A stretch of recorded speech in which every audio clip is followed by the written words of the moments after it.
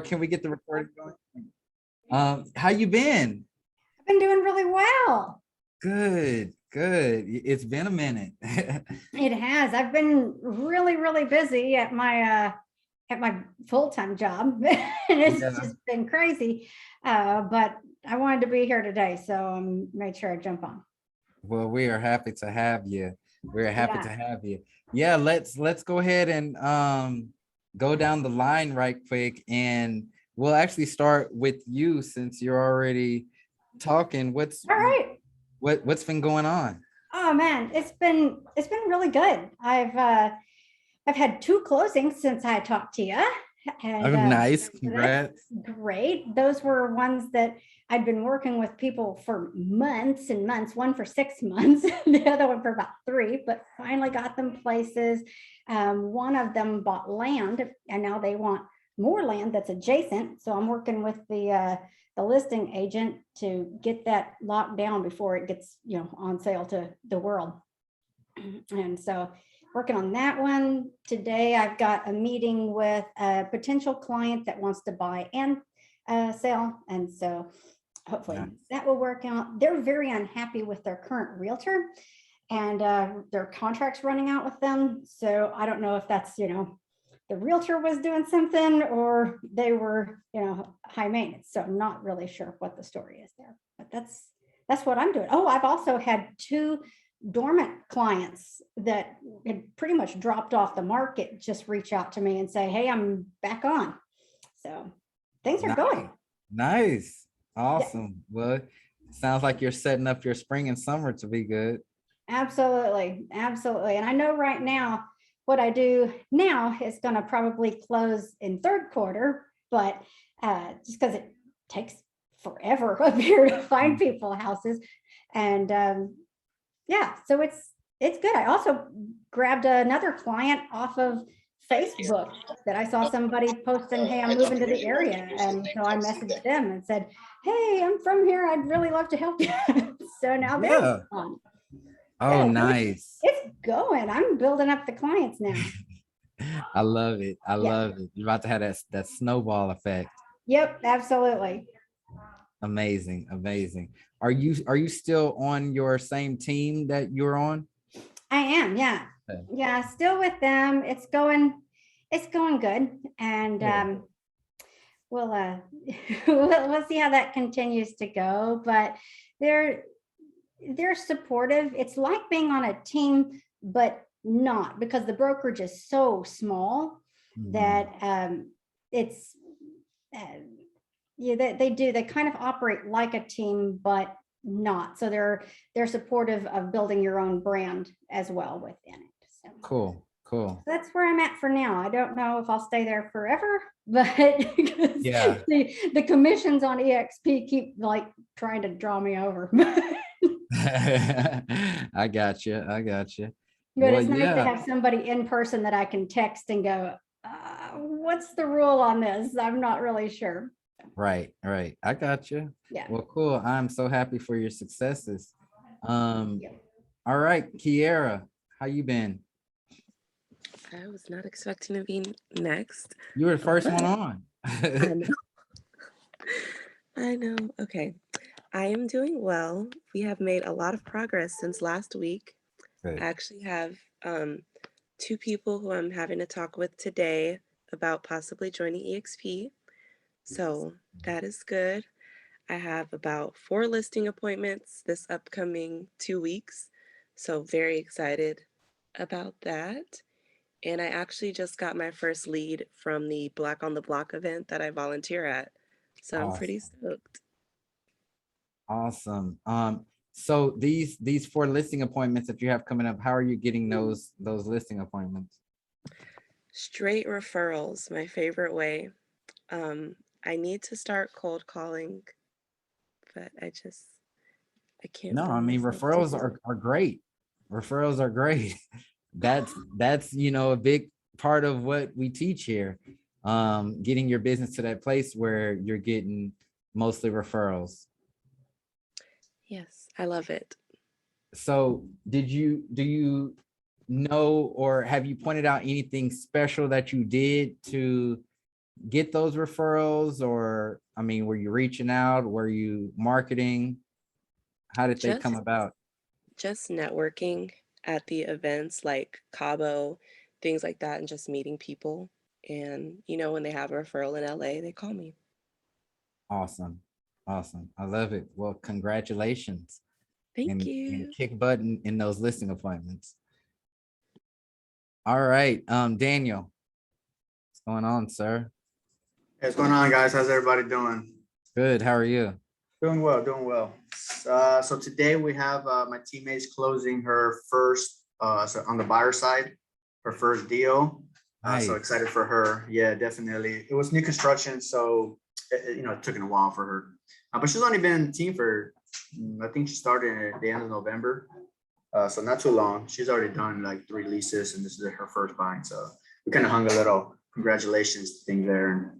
And so that's what's going on there. I have about 3 closings this month, which 28th, 31st, and my teammate is doing the one today.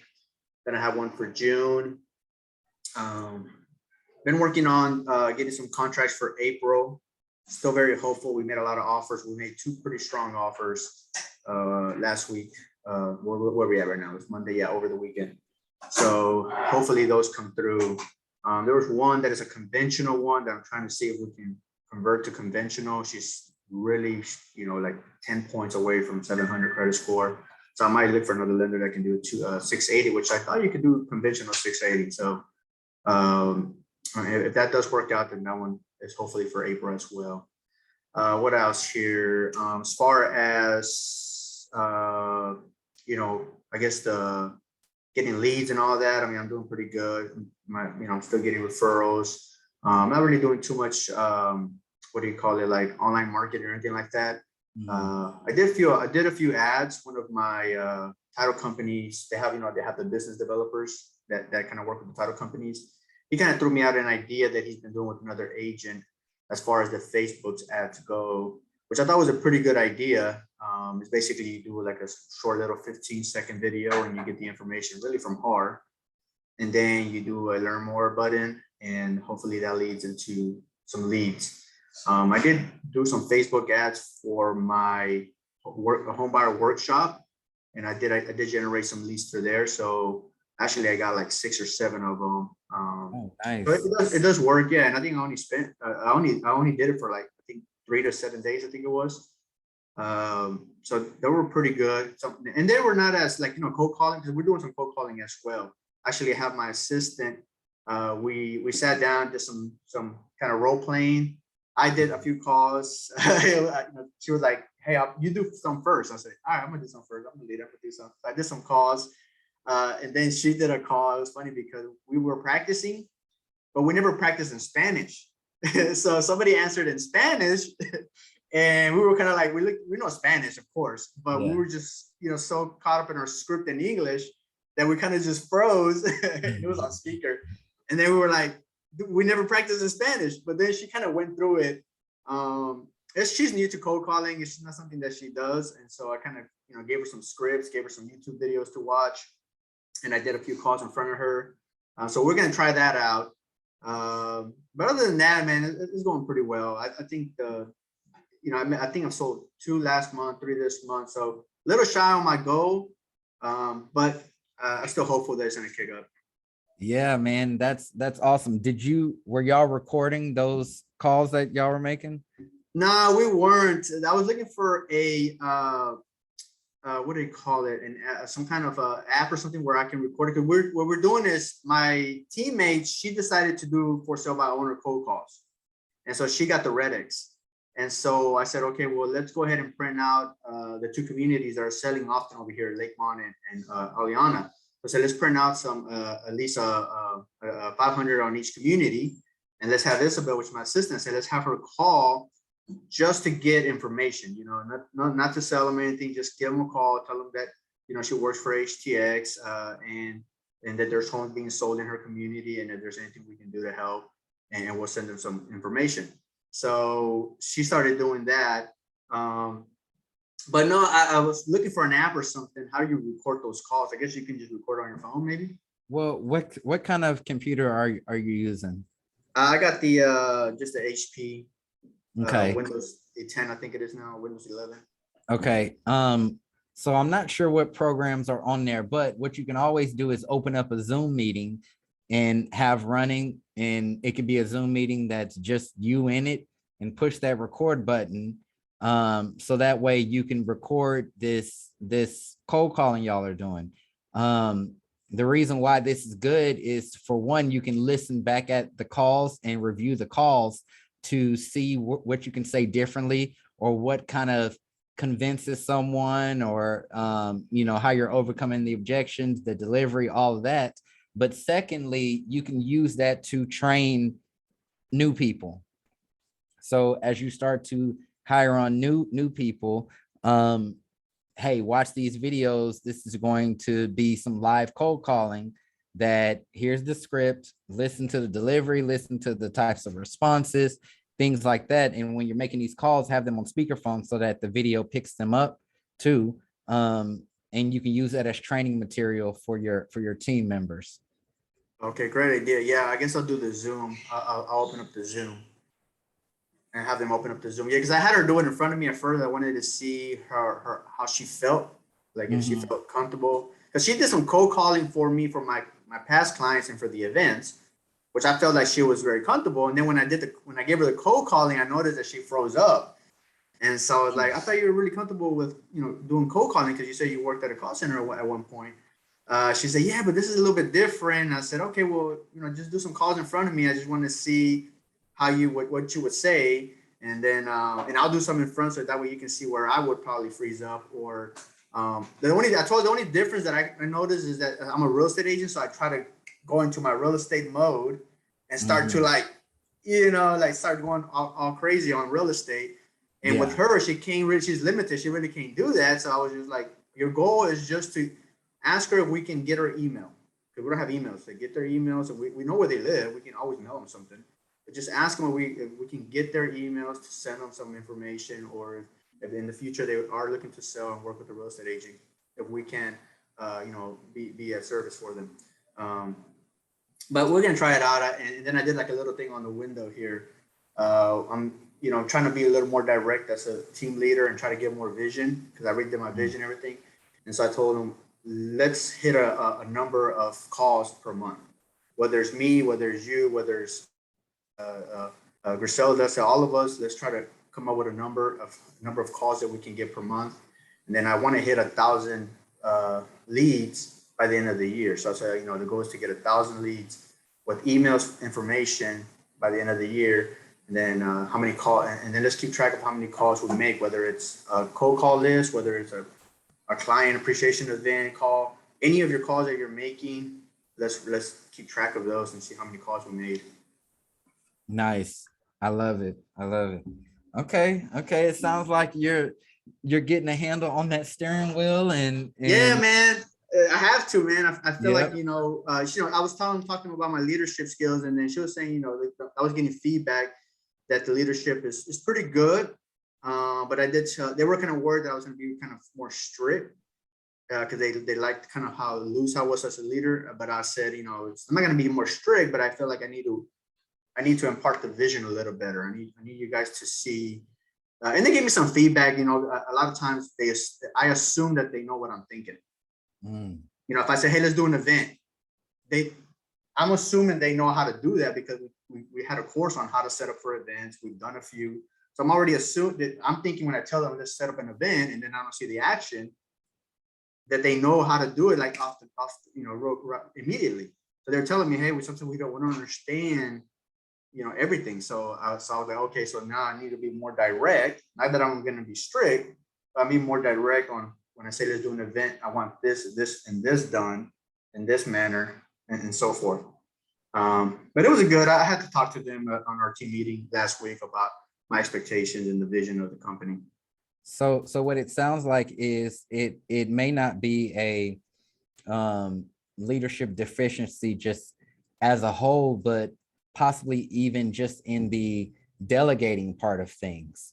And that's again where that daily team meeting comes into play, because you're able to use that meeting as your time to delegate these tasks. Obviously, well, let me just role play with you. All right, everybody. So we are in the process of planning our next first time home buyers event. Y'all excited about that? Great. I am too. The last one went very well, but of course, we all notice things that we can improve upon, right? Yeah. Okay. So we want to make this next one even better, right? We want to get more leads. We want to get more business, and ultimately we want to put more money in your pockets. How does that sound? Great. Okay. So what are some of those things that you all think that we can do differently with this event? And then go down that line, get everybody's feedback. All right. So with events, y'all know we're running on a timeline with this, and there's certain things that have to be done. So here's what we're going to do. Obviously, we're about 5 weeks away. This is what needs to be done. We need to, pick a venue. We need to secure it, get our vendors, get the menu together, things like that. All right. So you, person A, I'm going to give you the task of picking the venue. That's something that is super important. We can't really have an event without a venue, but I know it takes time. So I'm going to put a priority level of C on that. So have it done before the end of the week. Is that something you can do? Yes. Great. Okay. I'm going to give you the task of getting our database list together, so pull a list of all of our past clients. So that way, pull a list of the people who we want to invite. So that way we can start getting these invitations together. We'll know who to send it to. Once we have our venue, it's going to be go time. So we're going to put a priority level of B for that one. So just within the next 48 hours. All right. Sound good? You have any questions about it? No. Okay, perfect. And on my end, I'm going to do X, Y, and Z. Okay. So if any questions come up while you're working on it, feel free to ask me, but it sounds to me like you all know what to do. So I'm going to write these down here on our daily team meeting sheet. And that way, when they're due, we can revisit this and check the progress. Anybody have any final questions? No? Great. Okay. So that was an example of delegating, and a few things that I did in that, which you're going to like. For one, I involved everybody. I made sure that we were all on the same page with what the goal was, right? We want to have another event. Okay. Now that event goal, obviously you're the team leader, it's going to bring referrals, it's going to bring leads, it's going to bring money, right? All of that, but it's important for them to know why you're doing this, why y'all are having this event. And I hit on a few different reasons. It's going to bring in more leads. Hey, all agents want more leads. It's going to bring in more business. All agents want more business. And ultimately, it's going to put more money in their pockets. Okay. Hitting on those things, like reading the room, who's in there, what's going to be important so that I can say something that's important to everybody, is going to get them, okay, I can see why this is important for me to do it. Now, when it comes to the planning, right? Okay, everybody, we were all involved with the last one, and I'm sure there are some things that we can do differently. Give me feedback, or what are those things that you would like to see at this event that maybe we didn't do on the last event? This is getting them invested, right? It's getting them invested in, oh yeah, now I get to put my ideas in there and I want to see this come to life.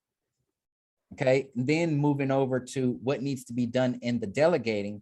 It's not like here, you do this and don't talk to me till you finish, but it's more so they need to know what the task is, how to do it, how important it is, so what priority, and then when is that deadline?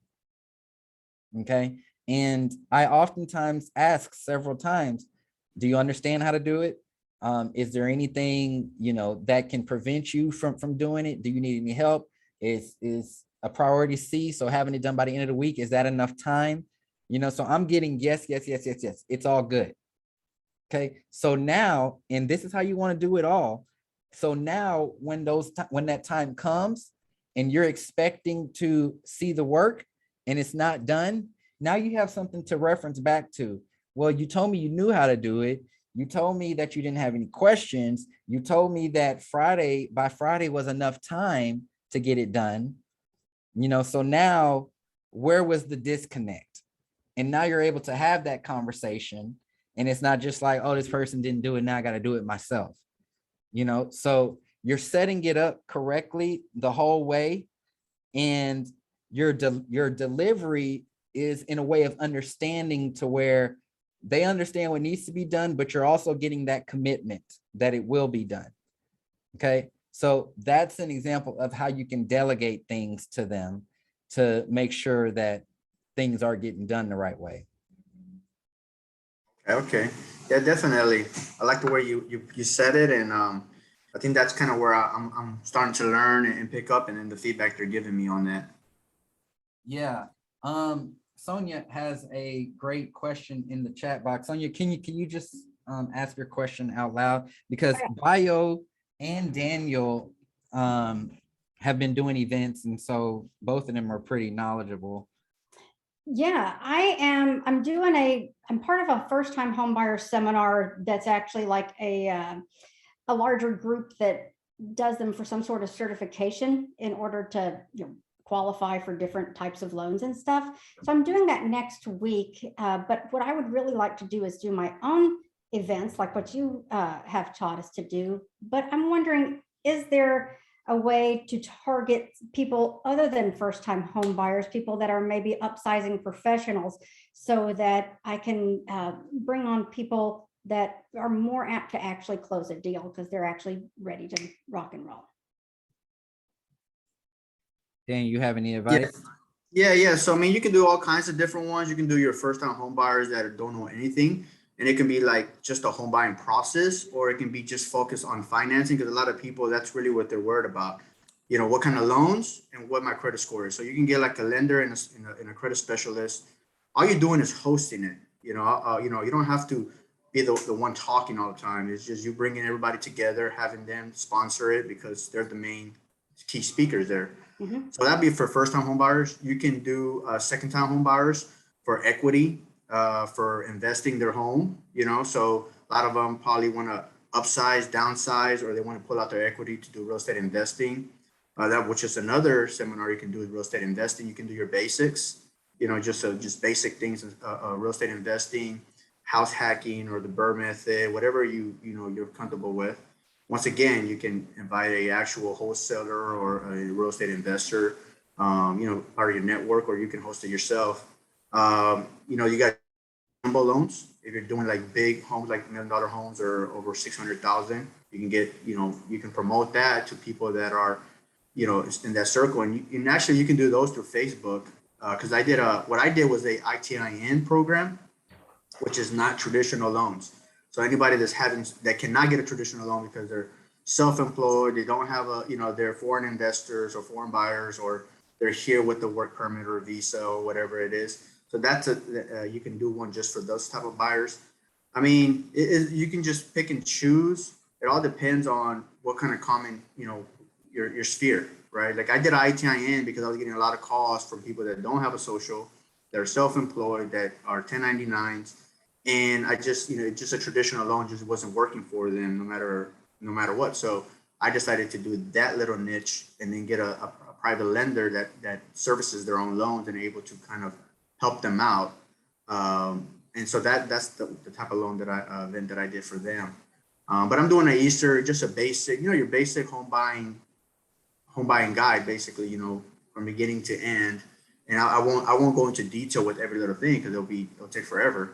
But I'll just get with the realtor, get with the lender. This is what a title company is, and just kind of go through the basics. Mm-hmm. And then from there, you'll realize if they have, what the common questions are. And then you can do like a special one for like, just the loan side or the credit restoration side, or in your case, you want more committed people. So maybe you can do like a certain niche of, like a lot of my clients that I work, they're under 300 at this moment. A lot of them are, contractors, they all, blue collar workers. So if you have like a niche where they're all tech people, right, or whatever it is, you can do one for them. So like subgroups, basically. Yeah. Sonia, the biggest thing is your messaging for the event, because that's ultimately who it's going to attract. I mean, if the messaging that you're putting out there is learn to buy a house, so what are you going to get with that? You're going to get mostly first time home buyers.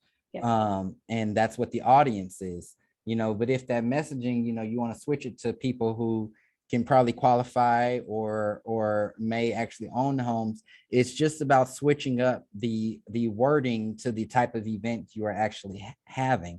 So one big thing is you want to figure out what's the problem in that space, you know, or who that customer is, what problem do they have? Okay.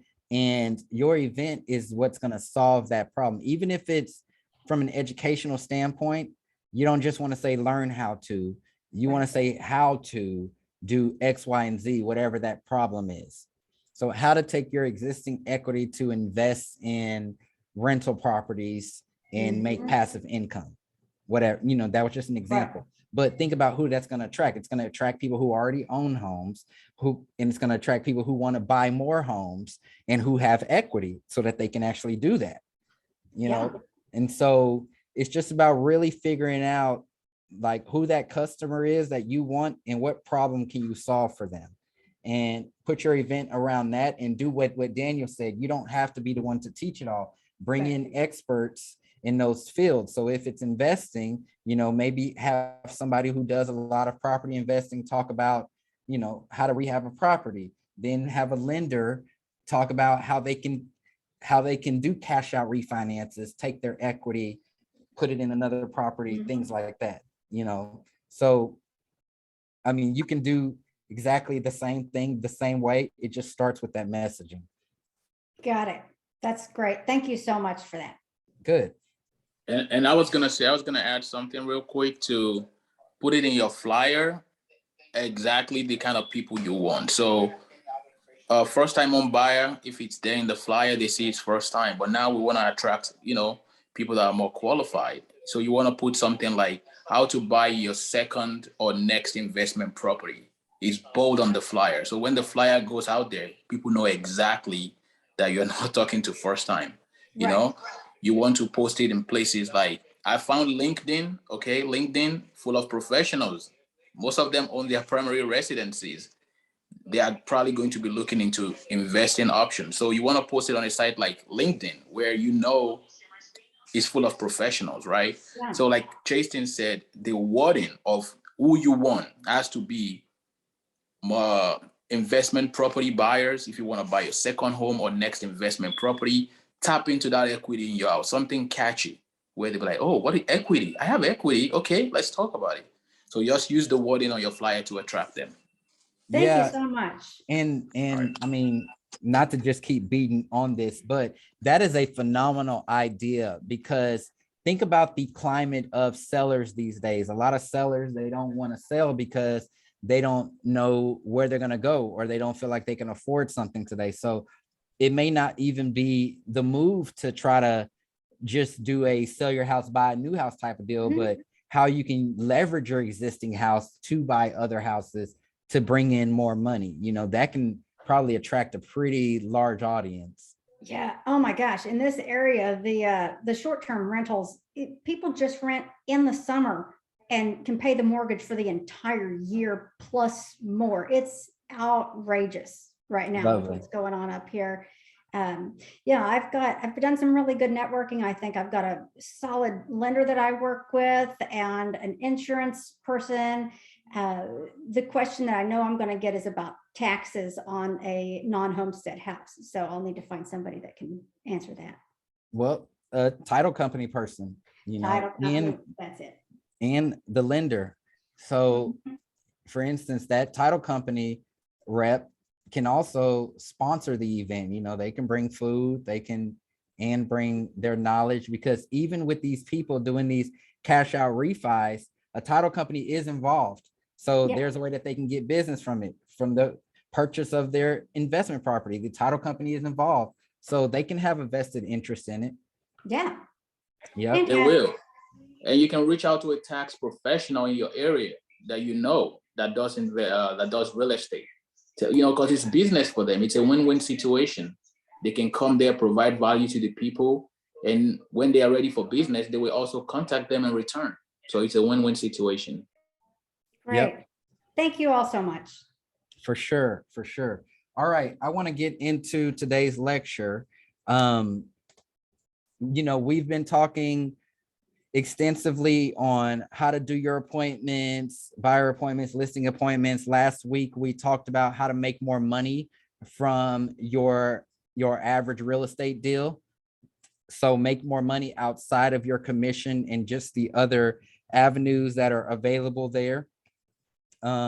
Outside of just your 3, 4, 6%, whatever it is, but how you can really, I don't want to say milk the cow, but make every transaction worth more than just the commission. Today, I want to be sure and really zero in on your specific job. Okay, your specific job as a sales professional, as a team leader, as a business owner. I've been having lots of conversations with you all in these sessions and on the side about expanding, running your team. Daniel did a lot of talk earlier about being a leader, delegating, but I want to make sure that you all are clear on what your job is and how you should be set up for ultimate success. Okay, because you're leading the ship, whether it's a solo ship or you got a ship full of team members, you're the one leading the ship. Oftentimes, however, when we're leading the ship, we do a lot of things on the fly, and then you can end up looking back or sitting in your bed at night asking yourself, what is my job? What is my actual role? What should I be focusing on? What should I be doing? How do I make money?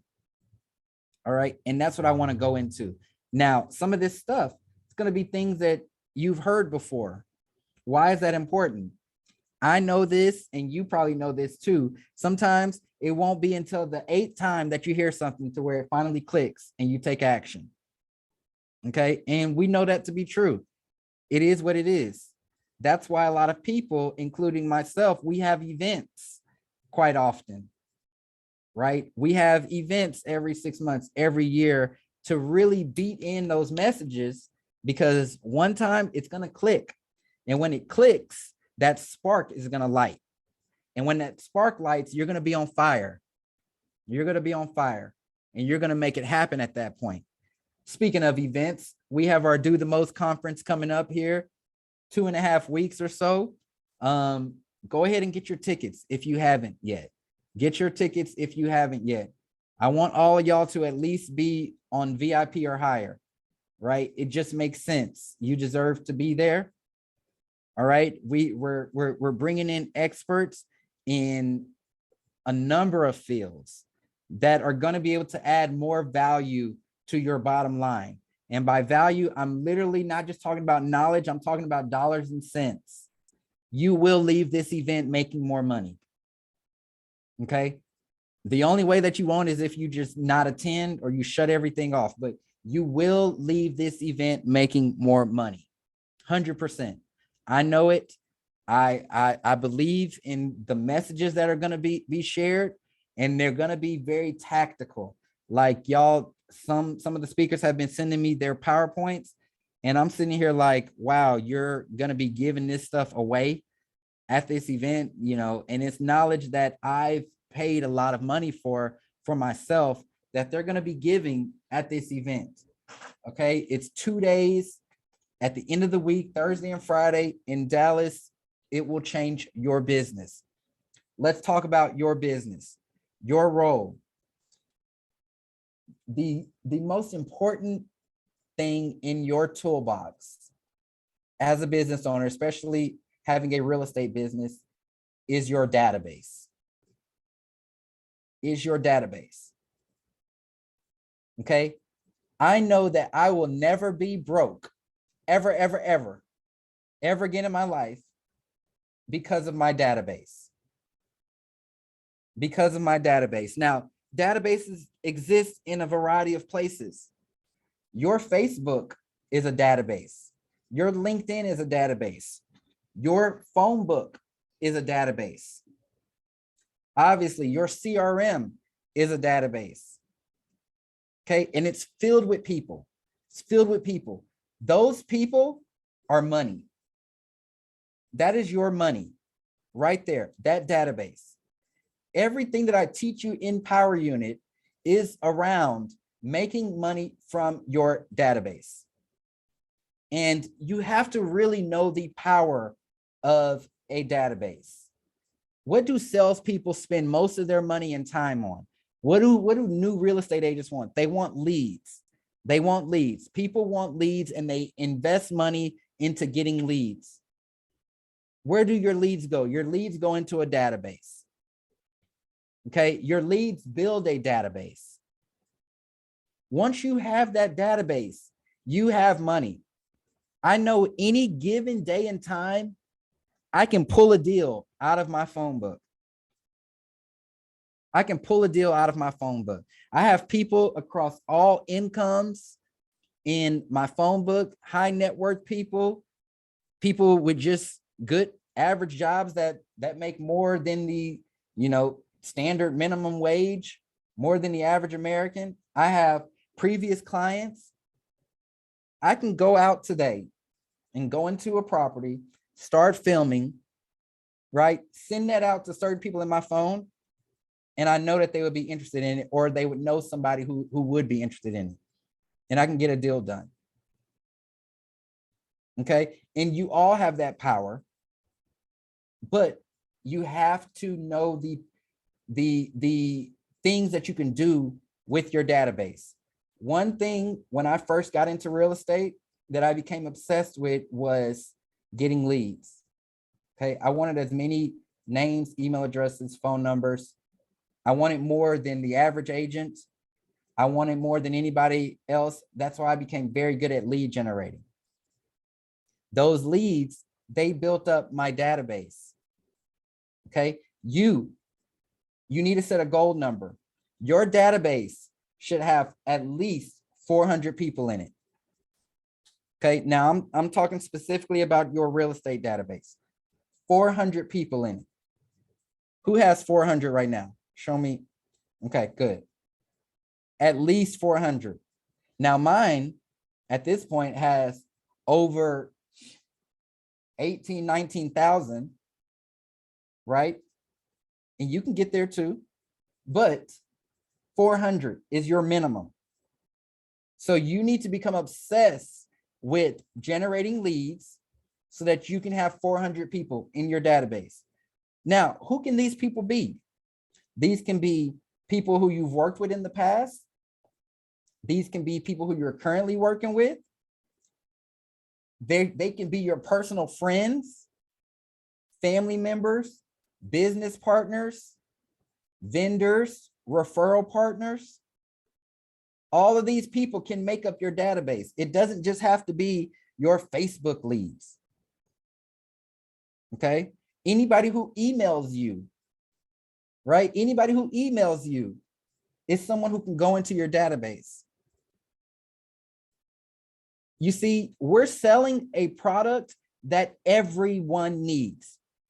Every single person living needs the product that we're selling. How, Chasen? Everyone needs a place to stay. It's not about whether they can buy or sell.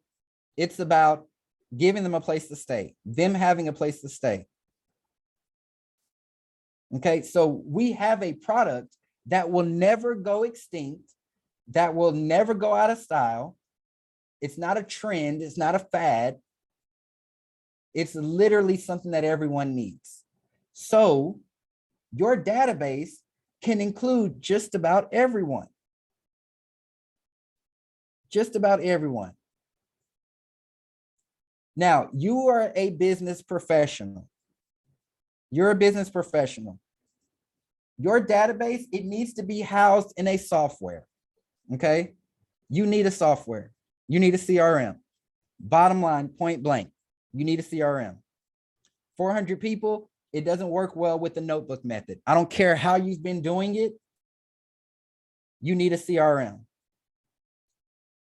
Now, think about this CRM, right? We're busy. We're running a business. A CRM is something that can work with you. It doesn't have to work against you. Don't think of it as, oh, it's doing more work.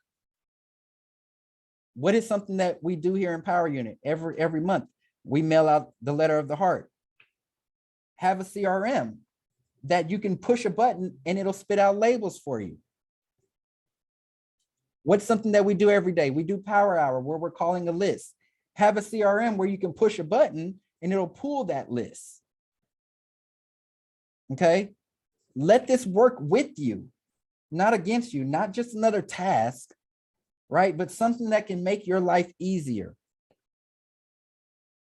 Now, the people who are in your CRM, the people who are in your database, a name and a phone number is not enough. It's a start, but it's not enough for you to produce at the highest levels. So let me tell you what information you need to get on people. And this is another reason why I use the All About You form, because it captures this information. But you need, of course, their name and their spouse's name. I go as far as getting kids' names. Kids and pets, actually. That's why pets' names, it's on my All About You form. Okay, they're part of the family. I have 2 dogs. They're part of the family. Okay, you need their mailing address. Their mailing address. How are you going to mail them a gift or an invite to your event or your evidence of success if you don't have their mailing address? Get people's mailing address. You need their cell phone number. Of course, right? You need their cell phone number. You need their email address. You need their email address. Now, something that I get from people, which I highly recommend this, is their place of employment. So where they work. Where they work. Now, for those companies, you know, that they probably just have one location, they can say, oh yeah, I work for Smith and Associates. You can just do a Google search, find the address for Smith and Associates. But you have those people who may work for, let's just say Dunkin' Donuts, where there's 100 of them all around. You want to know which one they work for. I'll tell you right quick. I'll just interject. Here's a strategy behind that. And I've done this several times, right? Whenever someone goes under contract or they get pre-approved, I send people cookies. Well, I have my lender do it. He does it now, but we get them sent cookies. If we have a work address on file, it's going to their job. 100%. I want all of their employees, all of those people who work around them, to see them getting cookies that show that they've been pre-approved to buy a house. I want everybody around them to see that their realtor sent them a big box of cookies. And I don't just send them a little 6-pack. I send them a big pack that they can share with everybody. I want everybody biting that cookie to know where it came from. It came from your realtor, right? So get that work address. You can do stuff like that. Okay, you need their home purchase anniversary date. Whenever someone closes on a house with you, make sure that you are logging that closing, setting a calendar reminder for that anniversary date. Y'all, it is a fact, 100% fact, that when people go around for their second and third purchases, they don't use the same realtor. Okay, they don't use the same realtor. Now, me saying that, they don't do that because they hate their realtor or they want to play the field. They simply do that because they don't know how to contact their realtor anymore. You know, what's that guy's name? What's that lady's name? Oh, she was so sweet. I don't even know if she's still in the business. That was so long ago. Y'all, there's a lot of people in my phone right now that I probably talked some great stuff with. And if I look at their name, I wouldn't know who it is, what we talked about, which is totally my fault, but it happens, right? Especially for a lot of busy people. So that home purchase anniversary date, then you need to know people's birthdays. Now, this is so easy these days. Why? You can just look on someone's Facebook profile and get what their birthday is. The cool thing about this is you are the last person that they would think to remember their birthday. So how does that look? It's like, oh, wow, this person who sold me a home 3 years ago still knows my birthday. They sent me a birthday video. They sent me a gift, a card. Wow. I want to do something for them. All this stuff is psychological, y'all. But this is why we collect this information. And it's important for you to. So it's not to do more, to be more work on your end. It's so that you can provide better customer service and get better referrals. How do people think about realtors? Oh, they got their commission. They're out of here. I even had a client, which it wasn't my direct client. It was my client's father who was at the closing table, say to me, he was like, oh yeah, y'all are only here probably to collect y'all's check, right? And literally at that closing table, I was like, well, first off, we're not even getting paid today. But it was more so unfortunate that that's how they think. You know, it's like, no, I'm here because this is part of my job. And if anything goes wrong, I want to be here. You see, I got my notebook here with everything in there, all your signed documents. If anything isn't right, like I'm here, you know, but it's unfortunate. People think like that. So we have to show them that we're more. Now, when you have this database, it's important for you to organize it. And if you have an assistant, this is what they can do. But every person in there needs to have a label. They need to have a label. Buyer, seller, referral partner, investor, business partner, family. That's just the first level. That's just the baseline labels. I like to go deep though. I like to go deep. I like to put where they came from. Facebook, LinkedIn, open house, networking event, referral. Where did this person come from? Next, I have tags for different situations. You know, first time buyer, bad credit, investment properties. Okay, high net worth. This isn't just about putting together a search for them. This is so I can help my marketing out. Think about this. Frame it in this type of example. Hey, I want to send out a mass email, or let's use Sonia's example. I want to send out a mass email to invite people to my event, but I only want people who fit this criteria. Now I can go into my CRM database software and say, hey, I want to only send to people who match the tag homeowner, high net worth, investor, yada, yada, yada. Okay, so I'm segmenting. I don't want to send it to everybody. It's not relevant to everybody. I want to be able to segment to those people who it's most important, who it will actually hit. Give y'all a little behind the scenes, techie side, geeky side of me, knowing how email marketing works. Your email address, when you start sending out mass emails, your email address has a score to it. They call it the spam score. How this spam score increases or decreases are based on what people do with your emails that you send them. So for one, do they even open them? Do they click on any links in your email? Do they go straight to trash? Okay. So when it comes down to, let's just say you send out an email calling all investors, well, that pops in my inbox. I know that I'm not an investor, so I don't open the email because you decided to send it to all 1,000 people when there was only 20 investors on your email list. Now your spam score is getting raised because you sent out this mass email, but only 20 people opened it. Okay. So I just wanted to tell y'all that little thing, but that's why it's important to have your list segmented to the people who it's most relevant to. Now, when you start marketing it, how do we market? Well, we have our letter of the heart, right? That gets sent out the first business day every month. Who does that letter of the heart get sent to?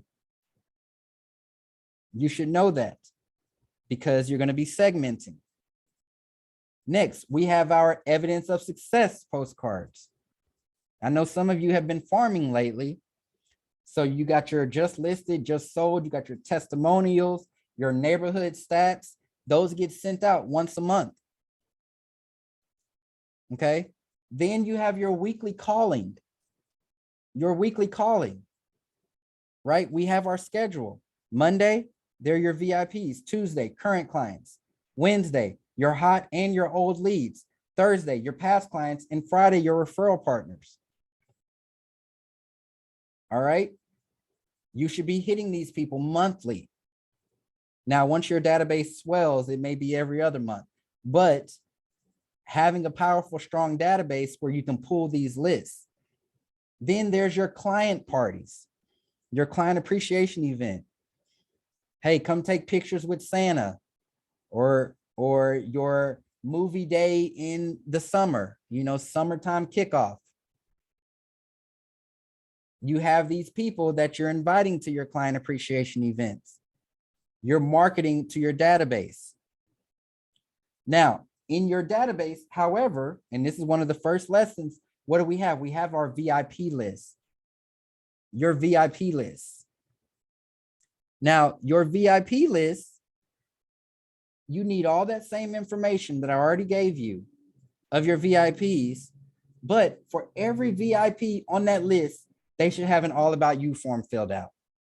Even if they weren't a past client, even if you never held a buyer or seller consultation with them, you should have an all about you form filled out for all of your VIPs. If you don't, email one to them, say, hey, you're one of my VIPs and you've always taken really good care of me. You've sent me referrals, you've supported my business. I'm doing special things for my VIPs this year. Can you take a moment, fill out this form for me? Have your VIPs fill out your all about you form. Okay. So now your birthdays and your anniversaries for your VIPs, you can pull that all about you form, see what's important to them, go on Amazon, find a creative gift, have it shipped directly to them. Okay. Your VIP list needs to consist of 50 people. That's the max, minimum 25. They can be clients, they can be business people, referral partners, but people who refer you business consistently. Now, if you're newer, right? Or let's just say that you haven't received a lot of referrals, which Sonia, those people who sent you referrals, Kiera, those people who sent you referrals, they should be added to your VIP list. But if there's somebody that you see every time you put out a Facebook post, real estate related, they're sharing it or they're tagging people. Or how about this? Have y'all had people who have tagged you in groups where someone is saying, hey, does anybody know a realtor? That's VIP right there. Okay, those people are supporting your business. So those VIPs, they should get your letter of the heart. They should get your evidence of success. You want to be having 6 meetings with your VIPs every year. Every year. So you could take them out for coffee or a quick lunch, whatever. They're your VIPs. These people are important to you. Treat them like VIPs. So when you're making your calls during power hour, you're setting up meetings with your VIPs. Hey, I just want to catch up. Do you have time for coffee next week? Okay. Speaking of, they should be getting 12 phone calls. Why? Because you're calling them once a month during power hour. So your VIPs should be getting 12 phone calls a year. All right. They should be getting invitations to your client events. They should be getting invitations to your client events. And then you need to be having special VIP events, happy hour, just for your VIPs. This is just a, hey, thank you. Or you could do a dinner. If it's just a small group, do a dinner. Take them out somewhere nice. They should be on your birthday program. Okay, because you know their birthday. They filled out the All About You form. And then you should be calling them and sending them a card for their anniversary. This is your job. As you fill your business with assistants and buyer's agents and this and that, now your role switches to extracting money out of your database. Okay. Think about these lenders. Think about title companies. What do? They have lunches with people all day. Why do they do that? Because they're getting business. They're getting business. You can do the same following the system. Okay. The reason why Power Hour every day, I literally tell you who to call each day so that you can be out in the field, strengthening these relationships, getting referrals, getting people on your side. If you use this system and make it work, you will never have to pay for a lead. You won't have to pay for an ad. You will never not have any business. Okay. But it starts with your database. So grow it, 400 people minimum. Grow it and then work it. It does you no good just to have names and numbers there names and email addresses that you send mass emails to. Okay, but you don't need to do all this stuff with everybody. That's why we have your VIP list. That's why we have your past client list. That's why we have your referral partner list. Okay, those are the people that are going to grow your business. Help them. Help them. Help them help you. How about that? Okay. Do we have any questions? Any comments? Any takeaways, feedback? All right, cool. Use this information and make it work for you. All right. I'm here for y'all. Don't forget, get your Do the Most tickets, and I'll see y'all next week. All right. Make it a good one. Bye. Bye.